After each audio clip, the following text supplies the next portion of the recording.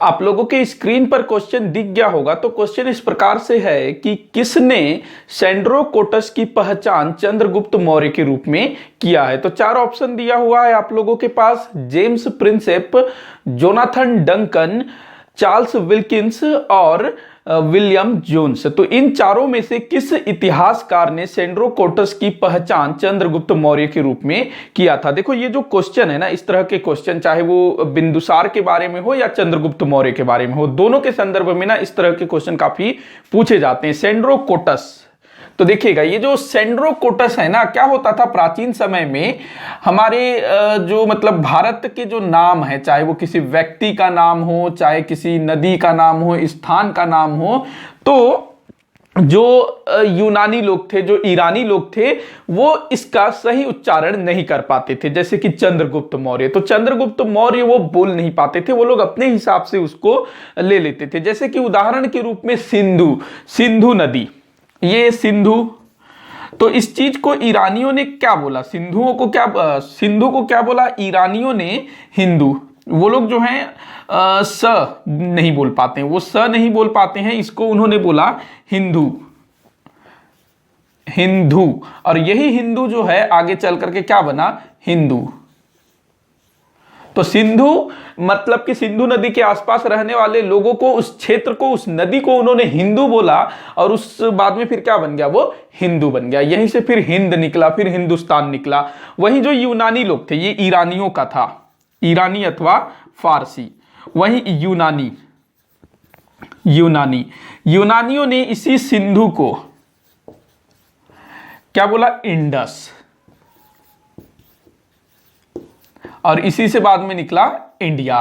तो मतलब कि ये लोग जो है उच्चारण सही तरीके से नहीं कर पाते थे। हम लोग भी आज भी देखिएगा कई सारे जो दूसरी भाषा के जो शब्द हैं, यहां तक कि कई सारे अंग्रेजी के शब्द भी, जब हम लोग उसको हिंदी में बोलते हैं तो थोड़ा सा जो है उसका उच्चारण बदल जाता है। तो ये प्राचीन समय में भी ये समस्या होती थी। सिंधु का हिंदू हो जाता था, सिंधु का इंडस हो जाता था, चंद्रगुप्त मौर्य का सेंड्रोकोटस हो जाता था। तो देखिएगा क्या था कि जो चंद्रगुप्त मौर्य है, भारत में तो चाहे वो अशोक के अभिलेख हो या फिर कोई भी पुरातात्विक साक्ष्य हो, तो उनमें चंद्रगुप्त मौर्य को चंद्रगुप्त मौर्य ही लिखा गया है। जूनागढ़ अभिलेख जो रुद्रदामन का है ना, शक महाक्षत्रप, तो उसमें भी चंद्रगुप्त मौर्य का उल्लेख मिलता है उसी नाम से, अशोक के अभिलेखों में भी। लेकिन ठीक इसी समय, जिस समय चंद्रगुप्त मौर्य, अशोक, भारत में मौर्य साम्राज्य अस्तित्व में था, तो उसी आसपास का ईरानी और यूनानी साहित्यों में भारत के एक राजा का उल्लेख मिलता है इस नाम से, सेंड्रोकोटस नाम से। तो इतिहासकारों ने अनुमान लगाया कि भाई ये है कौन। तो जब इसको पढ़ा, इसके बारे में, सेंड्रोकोटस के बारे में और भारत में चंद्रगुप्त मौर्य के बारे में, तो काफी समानताएं थी। तो उस हिसाब से इतिहासकारों ने बोला कि यही सेंड्रोकोटस जो है भारत का चंद्रगुप्त मौर्य है, और इससे तिथि वगैरह निर्धारित करने में भी काफी मदद मिली थी। तो सेंड्रोकोटस ही चंद्रगुप्त मौर्य है, ये बताने वाला इतिहासकार कौन था, ये प्रश्न है ना। हम लोग आंसर बाद में देखेंगे। पहले सेंड्रोकोटस चंद्रगुप्त मौर्य को बोला किसने था, तो स्ट्रैबो, ये प्राचीन समय का एक इतिहासकार था, स्ट्रैबो। तो इसने जो है चंद्रगुप्त मौर्य को सेंड्रोकोटस लिखा है, और बाद में फिर इसी का जो पुस्तक वगैरह रहा होगा, उसी को फिर आधुनिक समय के इतिहासकारों ने पढ़ा कि भाई ये तो भारत के चंद्रगुप्त मौर्य जैसा लग रहा है, तो फिर बताया कि ये चंद्रगुप्त मौर्य है। तो स्ट्रैबो जो कि प्राचीन समय का इतिहासकार था, उसने चंद्रगुप्त मौर्य को क्या लिखा, स्ट्रैबो। एक और इतिहासकार था जस्टिन, इसने भी यही नाम लिखा है। ये भी प्राचीन इतिहासकार है, आधुनिक नहीं। जस्टिन और स्ट्रैबो ये दोनों जो है सेंड्रोकोटस कहते हैं। चंद्रगुप्त मौर्य को केवल सेंड्रोकोटस ही नहीं कहा गया, और नाम से भी लिखा गया है। एक नाम मिलता है एंड्रोकोटस, जिसको जैसा सुविधा लगा वैसा लिख दो कि हाँ भैया भारत का राजा ये है, एंड्रोकोटस है, हिंदू का राजा, इंडस का राजा, ऐसे इंडिया का राजा। तो ये किसने बोला, एरियन। ये सब पूछा जाता है, ये भी एरियन, ये तो सीधा जोड़ी मिलाओ में पूछ देता है, क्योंकि एक नाम नहीं है, और भी है था। एक और है सेंड्रोप्टस,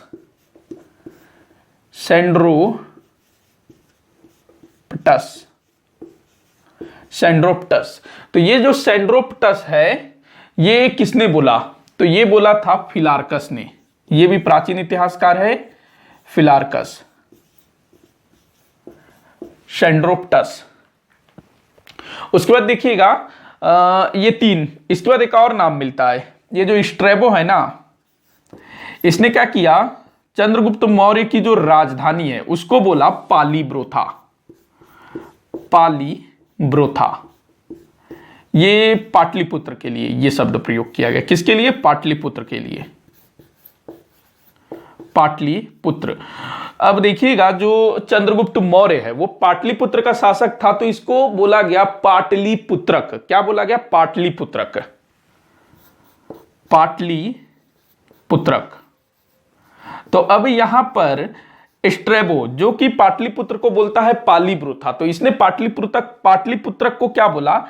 पालीब्रोथस, पालीब्रोथस। तो ये तमाम नाम चंद्रगुप्त मौर्य के मिलते हैं। पालीब्रोथस स्ट्रेबो ने बोला, सेंड्रोप्टस फिलार्कस ने बोला, एंड्रोकोटस ये किसने? एरियन ने बोला, सेंड्रोकोटस स्ट्रेबो और जस्टिन ने बोला। ये सेंड्रोप्टस है, ये सेंड्रोकोटस है, ध्यान रखना है। तो अब हमारे क्वेश्चन पर आते हैं कि किसने सेंड्रोकोटस को चंद्रगुप्त मौर्य के रूप में सिद्ध किया? तो वो था sir William Jones. Sir William Jones. कौन थे सर विलियम जोन्स? तो देखो इनसे रिलेटेड, सर विलियम जोन्स से संबंधित और भी प्रश्न पूछे जाते हैं। इनका एक और महत्वपूर्ण कार्य था, ये चीज तो पूछा ही जाता है कि सर विलियम जोन्स ने सेंड्रोकोटस की पहचान चंद्रगुप्त मौर्य के रूप में की थी। ये क्वेश्चन काफी पूछा जाता है। इसके अलावा विलियम जोन्स से संबंधित एक और प्रश्न जो बार बार पूछा जाता है, बहुत रिपीटेड क्वेश्चन है, विलियम जोन्स। देखिएगा विलियम जोन्स ने सन 1784 में, इस समय बंगाल का गवर्नर जनरल कौन था? Lord Warren Hastings. तो सन 1784 में इसने Royal Asiatic Society of Bengal की स्थापना की। रॉयल एशियाटिक सोसाइटी, काफी बार ये पूछा गया है, ऑफ बंगाल।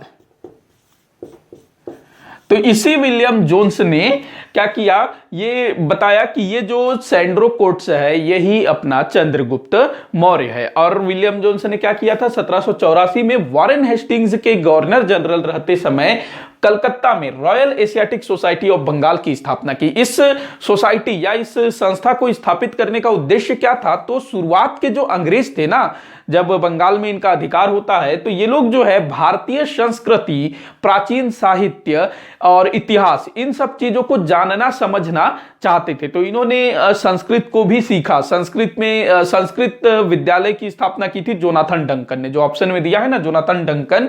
उसने 1791 में बनारस में संस्कृत कॉलेज खोला था। किसने? जोनाथन डंकन ने। 1791 बनारस में संस्कृत कॉलेज।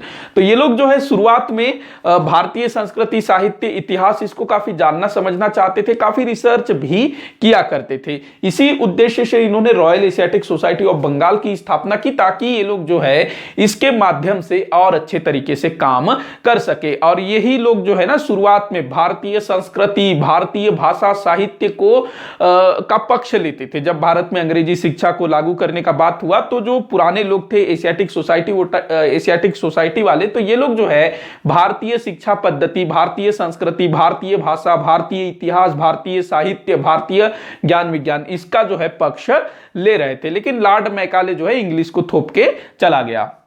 तो सर विलियम जोन्स, ये जो है आपका आंसर होगा। जोनाथन डंकन याद रखेंगे 1791 में अपना जो बनारस में संस्कृत कॉलेज स्थापित किया। उसके बाद एक और नाम है ऑप्शन में विल्किंस, सर विल्किंस। तो ये जो है विल्किंस, इसने क्या किया था? Charles Wilkins. हाँ, चार्ल्स विल्किंस। इसने ना भगवत गीता का, जो भागवत गीता है ना, उसका अंग्रेजी में अनुवाद किया था, भागवत गीता का। चार्ल्स विल्किंस ने, काफी बार पूछा गया है, ध्यान रखना। ये जो चारों ऑप्शन जो दिया हूं ना मैंने, विलियम जोन्स बहुत बार पूछा गया है, चाहे वो सेंड्रोकोटस के संबंध में हो या एशियाटिक सोसाइटी के संबंध में हो। उसके बाद जोनाथन डंकन 1791 बनारस में संस्कृत विद्यालय, काफी बार पूछा गया है। उसके बाद भागवत गीता, चार्ल्स विल्किंस, पहला व्यक्ति जिसने इसका अंग्रेजी में अनुवाद किया, कई बार पूछा गया। इसके बाद जो जेम्स प्रिंसेप दिया है ना, इसने 1837 में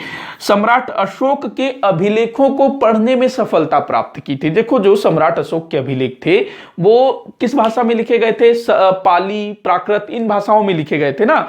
जबकि ये जो भाषा थी कहीं ना कहीं थोड़ी लुप्त हो गई थी, लोग जानते थे थोड़े बहुत, तो उसको सीखने में काफी दिक्कत हो रही थी। तो अशोक के जो अभिलेख हैं वो तो 1750 में ही खोज लिए गए थे, लेकिन इसको पढ़ने में लगभग कितने वर्ष का समय लगा? 87 वर्ष का समय लगा। काफी सारे विद्वानों ने, इतिहासकारों ने, भाषा विदों ने इसको पढ़ने की कोशिश की, लेकिन किसी को सफलता प्राप्त नहीं हुई। 1837 में जेम्स प्रिंसेप को इसको पढ़ने में सफलता प्राप्त हुई। तो ये चारों नाम काफी इंपॉर्टेंट है, अक्सर परीक्षाओं में पूछे जाते हैं। साथ ही जो चंद्रगुप्त मौर्य के मैंने जो 4 नाम बताए ना, वो भी अलग अलग परीक्षाओं में पूछे जाते हैं। तो फिलहाल के लिए इस क्वेश्चन का जो आंसर है विलियम जोन्स, इसने जो है सेंड्रोकोटस की पहचान चंद्रगुप्त मौर्य के रूप में की थी। तो इस तरह के क्वेश्चन ना अधिकतर आपको कहां देखने को मिलेंगे? यूजीसी नेट के एग्जाम में। अगर आप लोगों का सब्जेक्ट हिस्ट्री है तभी आप लोग इस वीडियो को देख रहे होंगे ना। अगर आप यूजीसी नेट की तैयारी कर रहे हैं तो ये वाला जो वीडियो सीरीज चल रहा है ना, इसको बिल्कुल भी मिस मत करिएगा।